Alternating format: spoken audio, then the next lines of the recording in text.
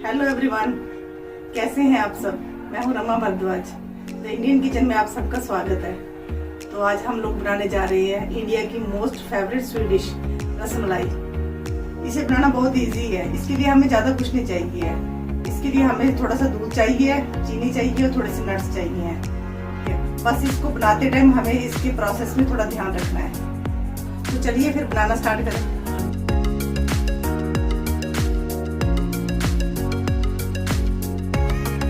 सबसे पहले हम लोग रसमलाई का रस रेडी करेंगे। उसके लिए मैंने 1.5 kg दूध लिया है। दूध को हम लोग गर्म करने के लिए रख देंगे।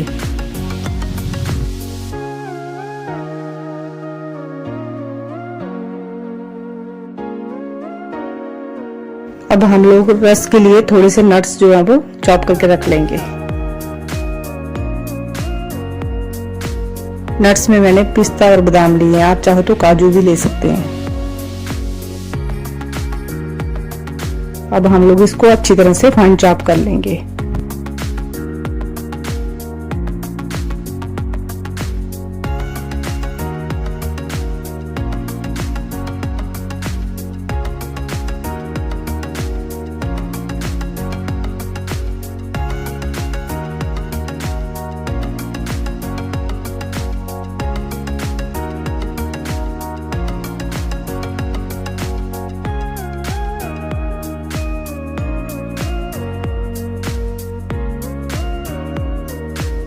नट्स जो है वो अच्छी तरह से चॉप हो चुके हैं। अब मैं इन सब को दूध में डाल दूंगी जो हमने बॉईल करने के लिए रखा था।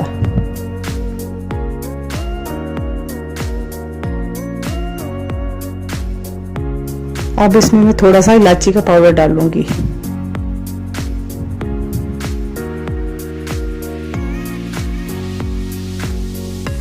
अब इसको मैं अच्छी तरह से स्टर करूंगी।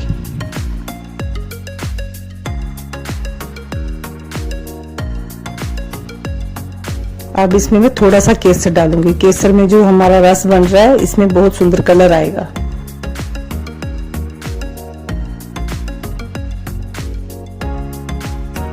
अब इसको हम लोग बॉयल आने तक बीच बीच में स्टर करते रहेंगे।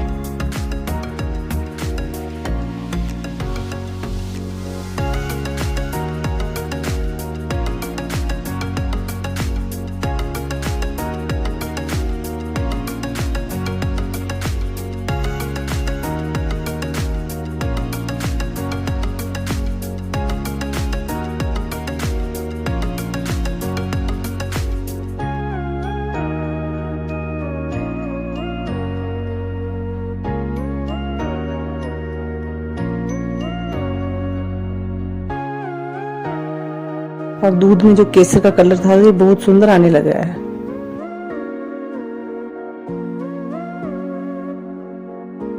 अब ये जो रस है इसकी कंसिस्टेंसी हम लोग थोड़ी पतली रखेंगे। इसको हम लोग ज्यादा थिक नहीं करेंगे।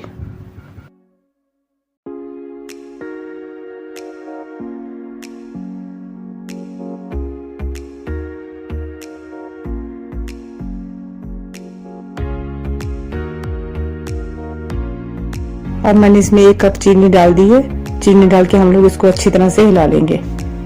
आप लोग अपने टेस्ट के अनुसार मीठा ज्यादा भी रख सकते हैं थोड़ा, क्योंकि जो हम लोग रसमलाई बनाएंगे उसको भी हम लोग चाशनी में बॉईल करेंगे।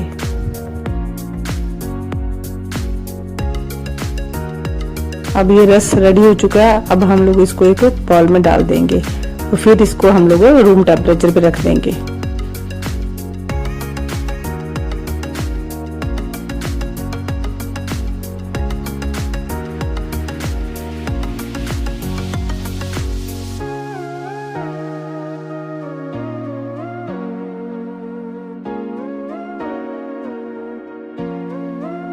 अब हमने जो रस है वो रूम टेम्परेचर पे रख दिया है। अब हम लोग गैस पर एक बर्तन चढ़ाएंगे छेने के लिए।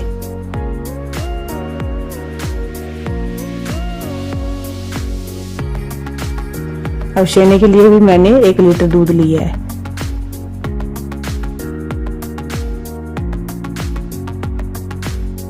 अब इस 1 लीटर दूध को हम लोग उस बर्तन में डाल देंगे। रसमलाई की मेन बात यह है कि हम लोग पहले इसको बॉयल आने देंगे। हम लोग इसको एकदम से नहीं फटाएंगे। अगर हमने इसको एकदम से फटाया तो ये जो हमारा छेना है ये हार्ड हो जाएगा। हम लोग दूध को पहले बॉयल आने देंगे।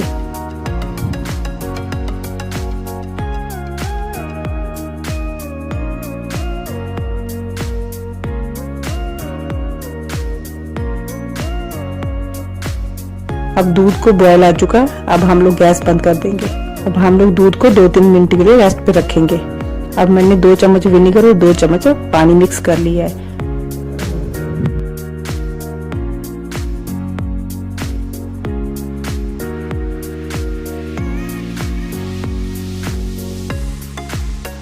अब हम लोग विनेगर को धीरे धीरे से दूध में डालते जाएंगे और दूध को हिलाते जाएंगे जब तक कि दूध जो है वो पानी नहीं छोड़ देता।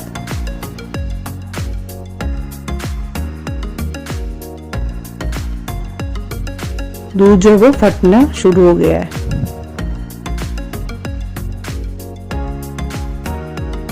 अब हम लोग इसको तब तक हिलाते रहेंगे जब तक दूध जो है वो हरा हरा पानी नहीं छोड़ देता।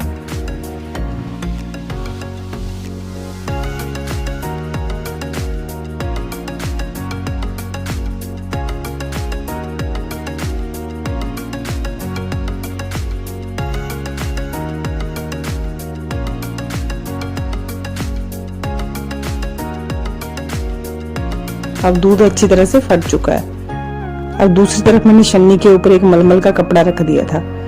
अब हम लोग इस दूध को उसमें छान लेंगे।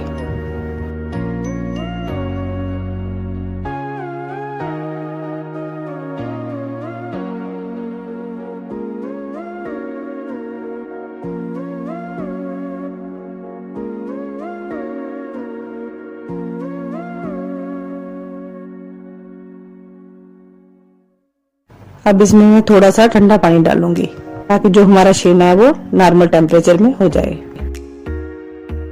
अब इसको हम लोग धीरे धीरे से दबाएंगे। एकदम से हम लोग जोर से इसको नहीं दबाएंगे, धीरे से हम लोग इसका पानी निकाल लेंगे।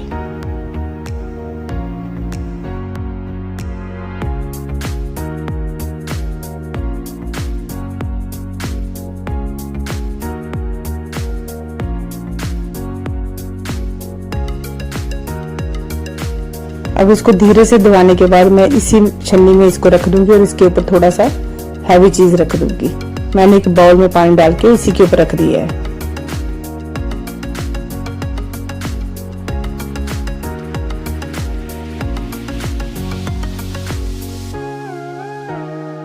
अब इस बाउल को मैं 8-10 मिनट के लिए रख दूंगी।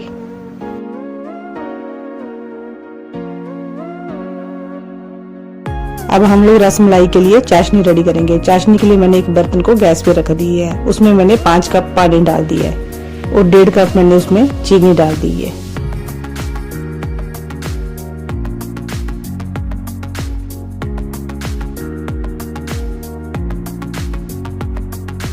अब हम लोग इसको अच्छी तरह से बॉयल आने देंगे। चाशनी को हमने एक तार नहीं बनाना है, इसको हम लोगों ने पतला रखना है।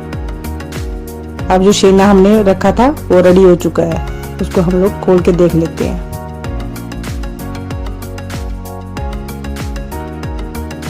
अब छेना रेडी हो चुका है और इसमें अभी काफी मॉइस्चर है। अब हम लोग इसको एक परात में रख लेंगे और इसको हम लोग छोटे छोटे टुकड़ों में अच्छी तरह से मसल लेंगे। अब छेना जो है वो रेडी हो चुका है। अब हम लोग इसको हाथ के जो अंगूठे के नीचे वाला हिस्सा होता है, इससे हम लोग इसको अच्छी तरह से मथेंगे। अब हम लोग इसको 8-10 मिनट अच्छी तरह से इस हाथ के तले से अच्छी तरह से मथेंगे।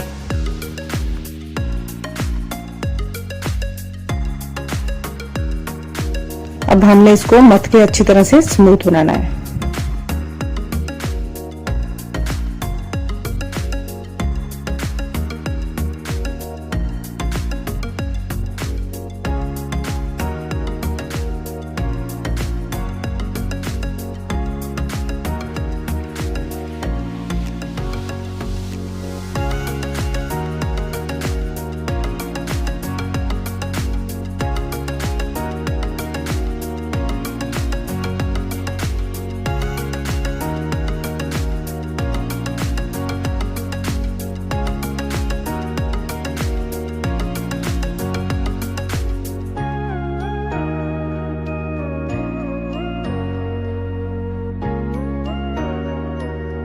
अब छेने को अच्छी तरह से स्मूथ करने के लिए मैंने इसमें 1 चम्मच मैदा डाल दिया है। तो मैदे को भी हम लोग अच्छी तरह से मथ लेंगे।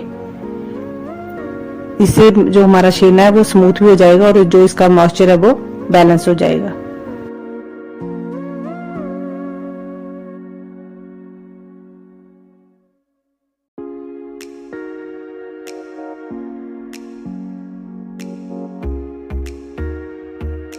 अब हमारा जो रसमलाई के लिए छेना है वो रेडी हो चुका है।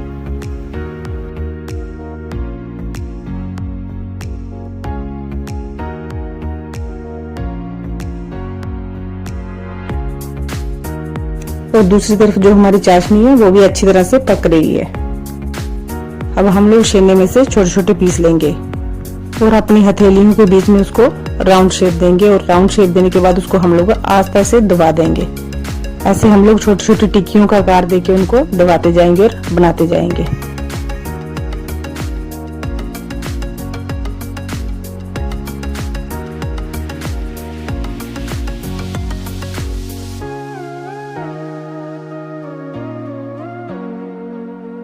इसी प्रकार हम लोग सारी जो हमारी रसमलाई है वो बनाते जाएंगे।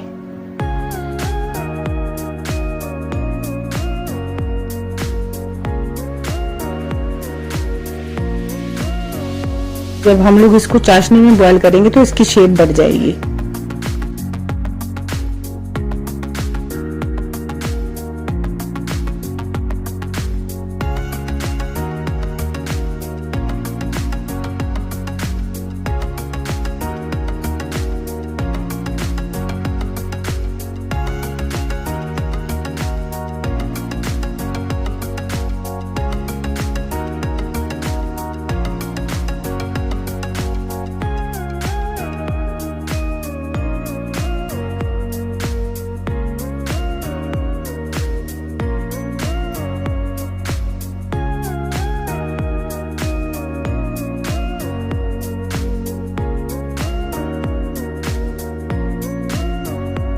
अब हमारी जो रसमलाई है वो सारी रेडी हो चुकी हैं। अब हमने जो चाशनी रखी थी उसमें हम लोग एक एक रसमलाई को डालते जाएंगे।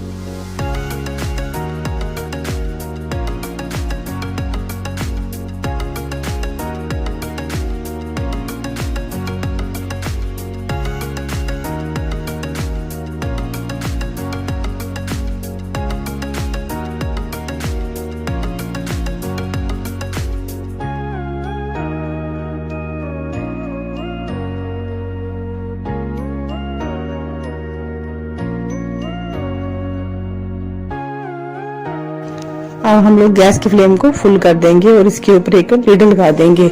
अब 10 मिनट तक हम लोग इसको अच्छी तरह से बॉयल होने देंगे। अब 10 मिनट हो चुके हैं, हमारी रसमलाई जो है वो रेडी हो चुकी है। अब हम लोग गैस की फ्लेम को बंद करके एक एक करके बर्फ वाले पानी में डालते जाएंगे। मैंने पहले ही एक बाउल में बर्फ वाला पानी रेडी करके रख दिया था।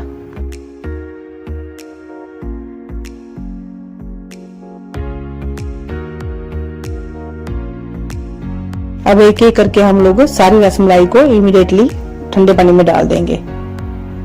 हमारी जो रसमलाई है वो सारी परफेक्ट बनी है। हमारी एक भी रसमलाई जो है वो चाशनी में टूटी नहीं है।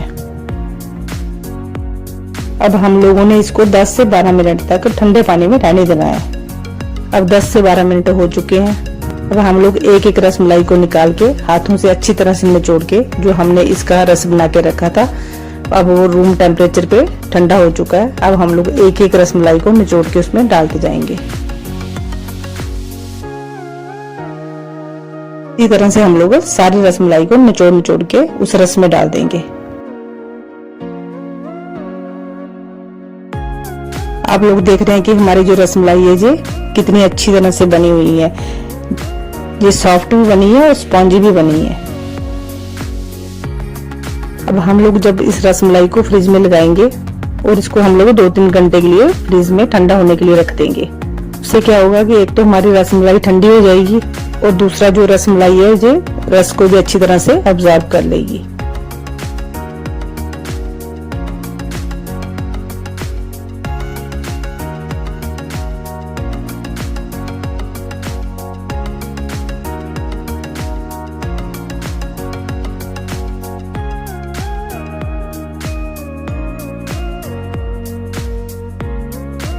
अब हमने सारी रसमलाइयों को रस में डाल दिया है और इसको अच्छी तरह से हमने स्टर कर लिया है। अब हम लोग इसको 2-3 घंटे के लिए फ्रिज में लगा देंगे, क्योंकि रसमलाई हमेशा ठंडी ठंडी ही टेस्ट लगती है।